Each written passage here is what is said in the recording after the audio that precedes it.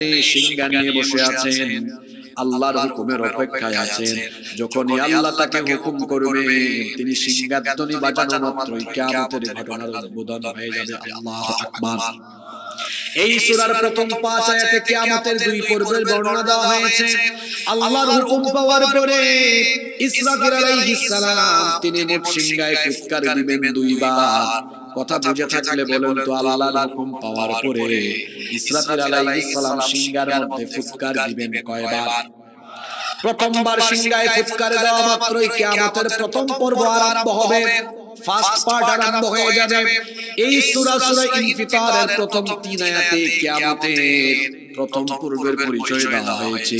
ইসরাফিল আলাইহিস সালাম যখন সিংহায় ফুৎকার দিবেন তখন অবস্থা কি হবে আল্লাহ তাআলা বলছেন, ইদাস সামাউন ফাতারাত ওয়া ইদাল কাওয়াকিবুন তাসারাত ওয়া ইদাল বিহারু ফুজ্জিরাত। আল্লাহু আকবার।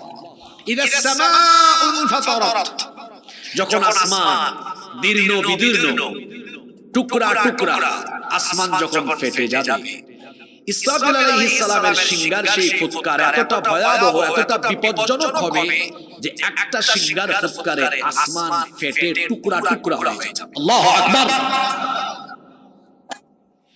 আমাদের মাথার উপরে যে আকাশ আছে, আল্লাহ তো একটা আকাশ বানান নাই, আসমান আল্লাহ বানিয়েছেন মোট 7টা। জোরে বলেন কয়টা? এজন্য আল্লাহ তাআলা বলেছেন, আল্লাযী খালাকা সাবআ সামাওয়াতিন তিবাকা, তিনি স্তরে স্তরে 7 আসমান বানিয়েছেন। আর এই আকাশের বিশালতা পৃথিবীর কোনো মানুষ জানে না। আপনার গ্রামে থেকে আপনি মাথা উঁচু করলে নীল আসমান দেখবেন। কুলাউড়া, মৌলভীবাজার, ঢাকা, এমনকি মিডল ইস্ট, ইউরোপ, আমেরিকা, যেখানেই যান না কেন, উপরের দিকে মাথা ধরলে, মাথা উপরের দিকে তাকালে দেখবেন আসমান দেখা যায়। এত বিশাল আসমান, যার সীমানা পৃথিবীর বিজ্ঞানও জানে না। বিশাল এই আসমান, বিশাল এই আসমান মহাশূন্যের উপরে যিনি দৃশ্যমান কোন খুঁটি ছাড়া এই আসমানকে বানিয়েছেন, জুড়ে বলেন তিনি কে? সম্ভবত এখানে 4 বা 5 হাজার স্কয়ার ফিট জায়গা জুড়ে প্যান্ডেল করা হয়েছে।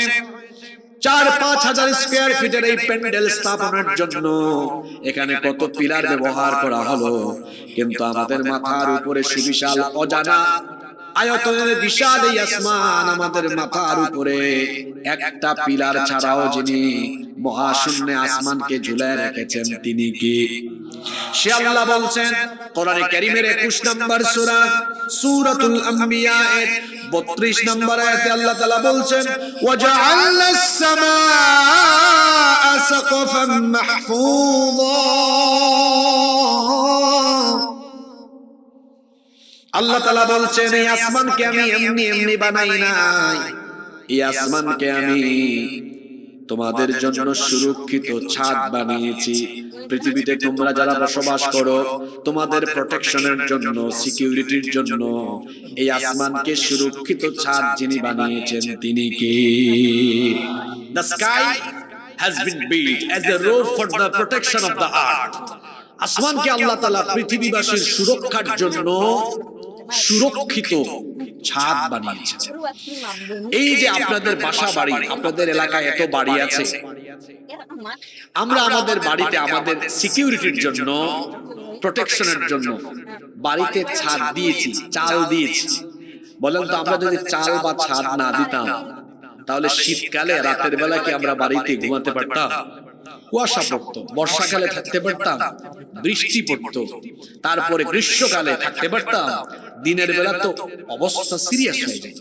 তাহলে গ্রীষ্মকাল, বর্ষাকাল, শীতকাল, সকল কালে আপনার বাড়ির ভিতরে আপনি যেন আপনার পরিবার নিয়ে একদম আরামসে থাকতে পারেন, প্রোটেকশনের জন্য, সেফটি এবং সিকিউরিটির জন্য বাড়িতে কি দিয়েছেন? ছাদ দিয়েছেন। তো এই বিশাল পৃথিবীর উপরে আসমান স্থাপন করেছেন কে? আপনাদের কি মনে হয় এটা কি আল্লাহ তাআলা এমনি এমনি স্থাপন করেছেন? না, কোরআনে কারীম কত বিজ্ঞানময় গ্রন্থ। আল্লাহ বলছেন, ওয়াজআলনাস সামাআ সাকফান মাহফুযা, এই আসমানকে আমি তোমাদের জন্য সুরক্ষিত ছাদ বানিয়েছি। তার মানে আসমান না থাকলে আমরা সুরক্ষিত থাকতে পারতাম না। কারণ মহাশূন্যে, বায়ুমণ্ডলে, পৃথিবীর উপরিস্থিত বায়ুমণ্ডলে অসংখ্য উল্কাপিণ্ড আছে। যদি কোনো একটা উল্কা পৃথিবীতে পড়ে যেত, পৃথিবীর গাছপালা, উদ্ভিদ, প্রাণী, মানুষ, জীবজন্তু যা আছে মুহূর্তের মধ্যে সবকিছু জ্বলে পুড়ে ছারখার হয়ে যেত। একটা উল্কাও যেন পৃথিবীতে পড়তে না পারে, আল্লাহ তাআলা আসমানকে আমাদের জন্য সুরক্ষিত ছাদ বানিয়েছেন। এই সুরক্ষিত ছাদ থাকার কারণে একটা উল্কাও পৃথিবীর দিকে ধেয়ে আসতে পারে না। আল্লাহু আকবার। এই আসমান, যে আসমানের কারণে পৃথিবী সুরক্ষিত আছে। আহা, ইসরাফিলের সিংহার ফুৎকারের পরে একটা আসমানও থাকবে না, একটা আসমানও থাকবে না। ইয়াউমা নাতাউইস সামাআ কাতাইয়িস সিজিল্লি লিল কুতুব, কিতাবের পৃষ্ঠাকে যেমন এইভাবে গুটিয়ে ফেলা হয়, সাতটা আসমানকে আল্লাহ তাআলা গুটিয়ে তার কুদরতি ডান হাতে নিয়ে একটা আছাড় মেরে সবকিছু লন্ডভন্ড করে দিবেন। আল্লাহু আকবার। রব্বুল আলামিন অন্য আয়াতে বলেছেন, ওয়া নুফিখা ফিস সূরি ফাসঈকা মান ফিস সামাওয়াতি ওয়া মান ফিল আরদি ইল্লা মান শাআল্লাহ। যখন ইসরাফিল সিংহায় ফুৎকার দিবে, আসমান সমূহ আর জমিনে যা আছে আল্লাহ যাদেরকে চাইবেন তারা ছাড়া সবকিছু লণ্ডভণ্ড ধ্বংসস্তূপে পরিণত হয়ে যাবে। ইসরাফিল আলাইহিস সালাম যখন সিংহায় একটা ফুৎকার মারবেন, গোটা বিশ্বজগৎ এই ফুৎকারে কেঁপে উঠবে। এখন তো বাংলাদেশে ভূমিকম্প হলে পাশের দেশে হয় না, এক মহাদেশে হলে আর এক মহাদেশে হয় না, কিন্তু ইসরাফিল আলাইহিস সালাম যেদিন সিংহায় ফুৎকার দিবেন